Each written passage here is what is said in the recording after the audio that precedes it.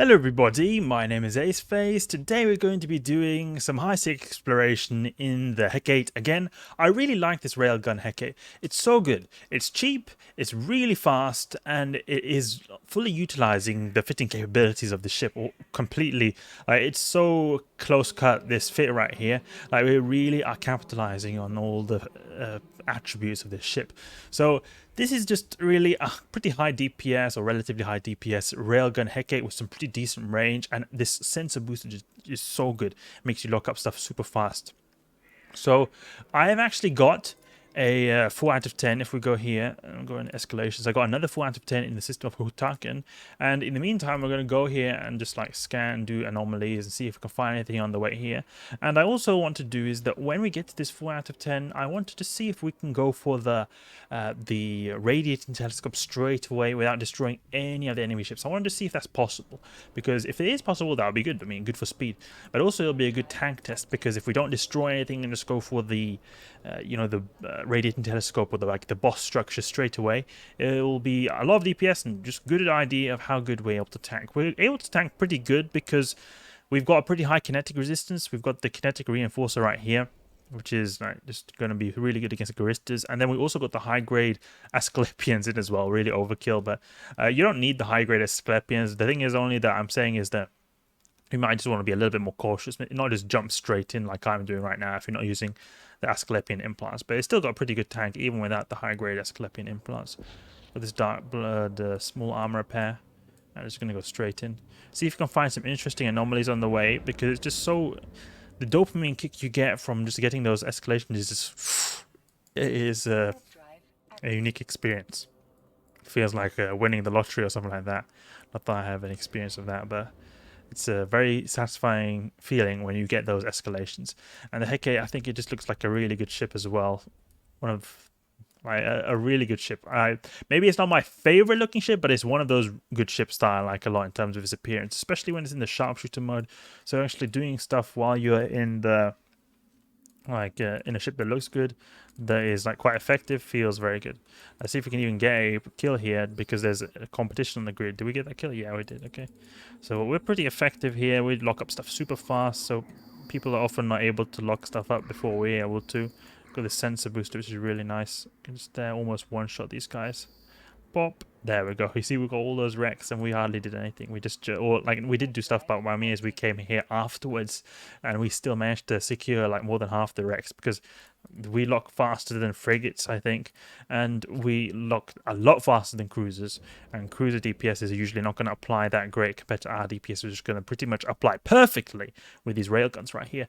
And I'm also pretty lucky, because on my login reward today, I actually got a Forensics booster, an improved Forensics booster, so it's giving me some optimal range. You can see here, 15 kilometer optimal range. I did get some penalties, turret tracking penalty, and shield booster penalty, but they're actually very good penalties because they don't affect us at all, really. We're using small guns, so we naturally have good tracking anyway. The Hecate also has a really good tracking bonus as well.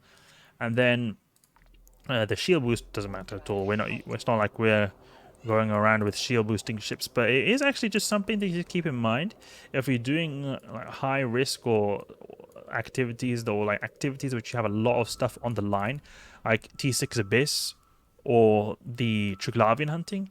It could be a good idea to just double check that you've not accidentally injected some daily reward boosters, because it has happened at least with me, that I have by accident claimed these boosters and I got some really bad side effects. And I'm just thinking, why is my shield buffer so small? Oh, it was because I had the penalty from one of these boosters I have claimed. So you want to be a little bit careful about that. But when we're doing this high-sec exploration stuff, it really could not matter less. It's one of the most chill activities I know you can do. That's why I really like to do it after a long day of work, which is exactly what is the case for me right now. Let's see if we can maybe get the scan a bit smaller and split up our guns a bit. I've put back the 3 splitting of guns, split into 3 guns right here. I think it's actually a little bit more quick, because in certain ways we have 3 NPCs. I find that you can just one-shot all of them, even with this group here. There's only got 1 group. You're still able to one-shot certain NPCs, and it can be good to have it because you just apply it instantly. You don't have to wait for that cycle time, even though the cycle time is very short, but it does help shave a few seconds off your clear time, and it does actually feel quite a bit faster. So that's why I'm rolling with the 3 groups right here. And I forgot to use my I've not got core scanner pros for some reason.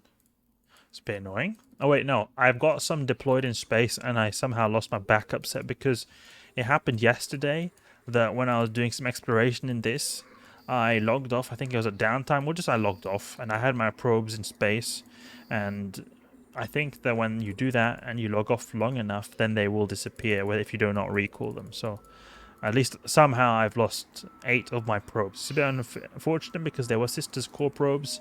They're a little bit more expensive than the standard ones, or quite a bit more actually. So it's not nice to lose them, but it's alright. Just some probes. It's not, for me, it's not that bad. But for other people, maybe it would be worth a bit more. There we go. Pop this guy. There we go. Okay, these signatures seem to be pretty difficult to scan. Can try this one over here. There's this one over here. But it looks pretty difficult to scan, so we're just going to warp to the next gate and see if we can find anything here. That hideaway, like the refuges, I finished them in like 30 seconds. It's very quick.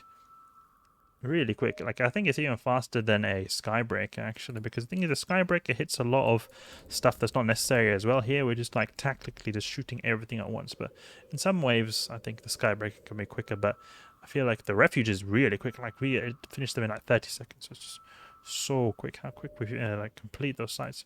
Okay, so these other 2 signatures, they're pretty hard to scan down, and usually signatures that are hard to scan down, they're nothing really interesting. The only exception would be Vigil.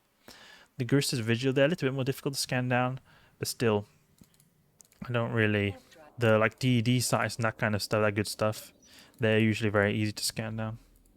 Let's see if we can launch this. No, we have to warp. Okay. Refuge there, that's a hidden hideaway. It's not a hideaway because I don't think the hidden hideaway is going to escalate. It's only the hideaways that can escalate. So that's why we're going for the refuge. Oh, there's already someone here. Aguila. Look how we're going to outcompete this Aguila right here. I think he's got 3 wrecks on the grid. Yeah, he's got 3 wrecks on the grid. Let's see if he manages to get any. Okay, he managed to get a wreck straight away. I was thinking, oh, we're going to be so good that he's not going to be getting any wrecks, but he did get a wreck. So he had 4 wrecks. Let's see if we can try to make him have very few wrecks, just to see how powerful our Hecate is.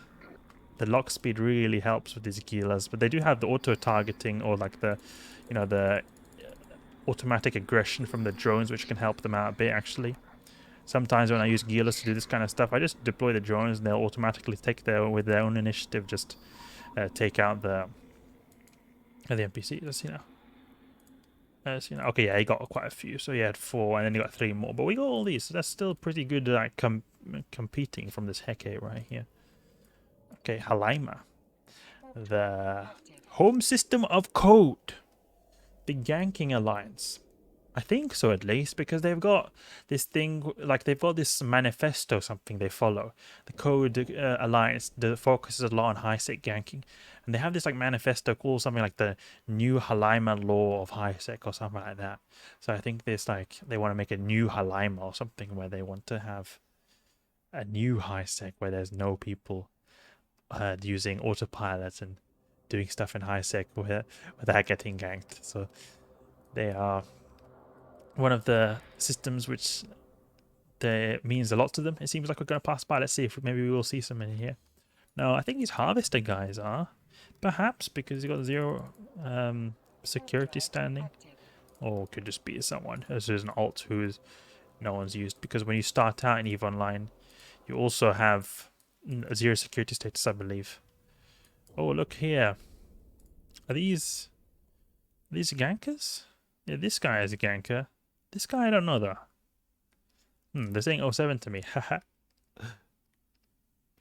Well, I'm not running anything spicy here, so don't get too excited, gankers. Well, we are in Halaima, so it could perhaps be an indication of hostile activity. But we're going to warp here to the next game and deploy some scan probes so we can see if we can maybe get some escalations here. Not escalations, some DED sites. This ship looks really cool. We have to take some good screenshots right here.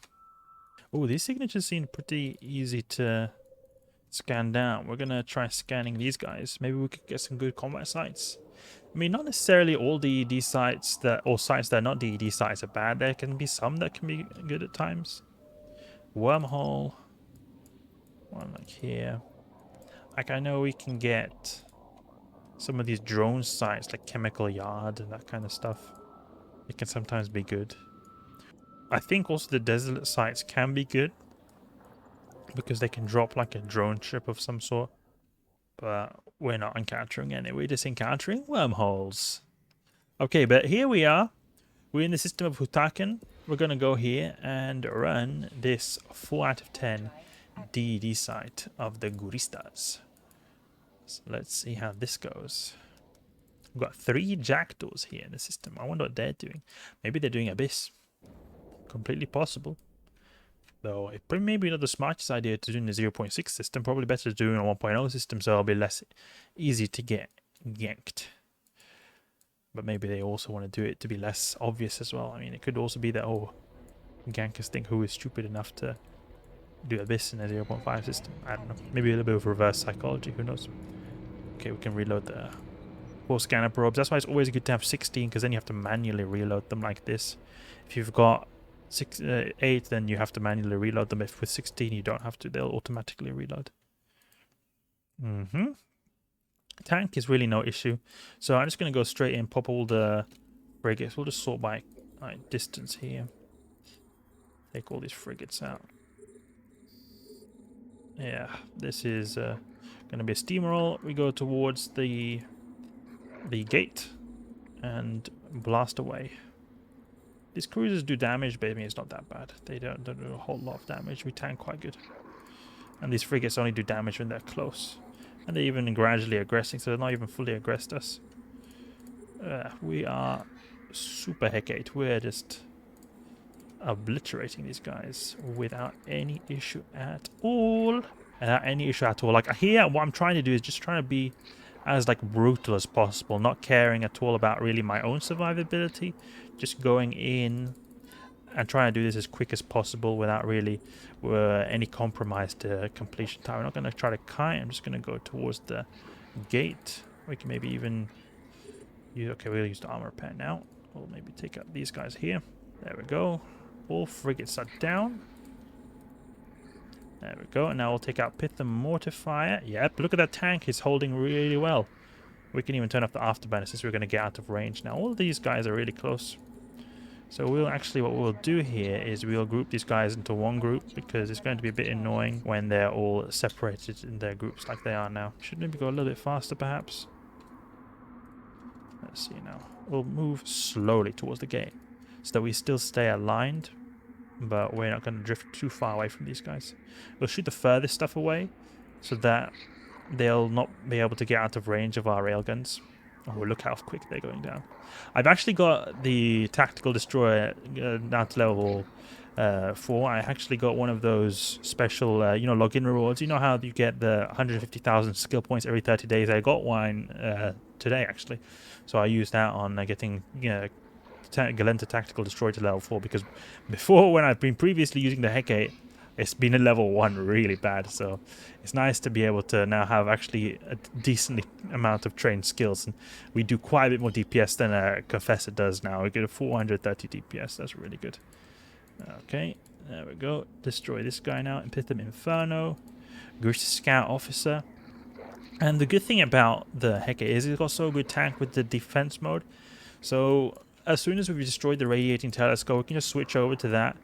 And it should be really smooth sailing. We'll just go straight through because we get resistance bonus, plus we get some good armor repair rate as well.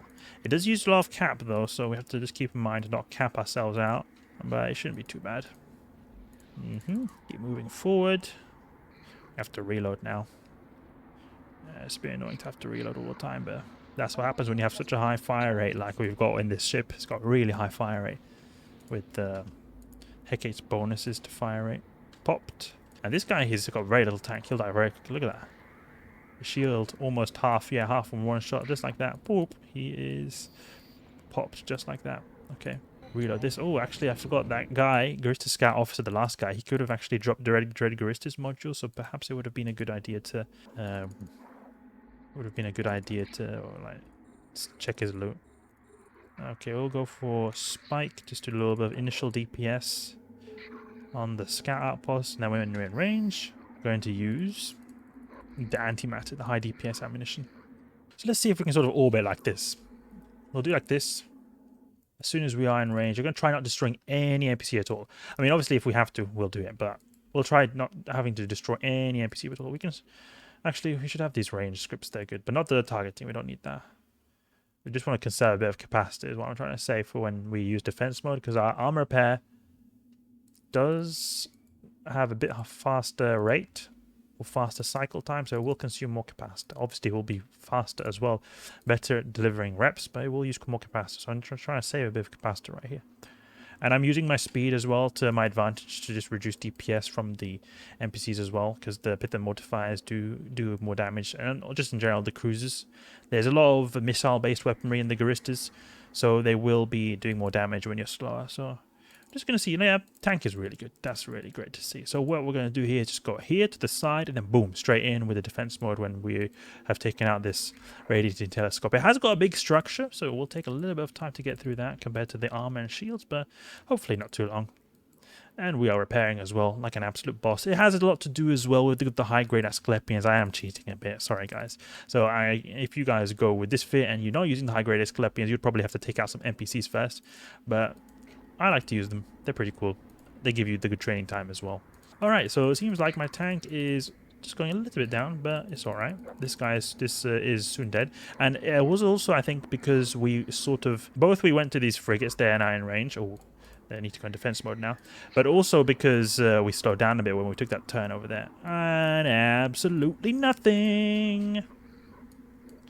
Absolutely nothing. Oh. It's a bit unfortunate. It's a bit unfortunate. Like, look at this. These are the last 3 4 out of 10s I've done. Basically the same worthless crap. This is okay, we're at 4 million. Wow. We've got a whopping 4 million, guys, from that one side.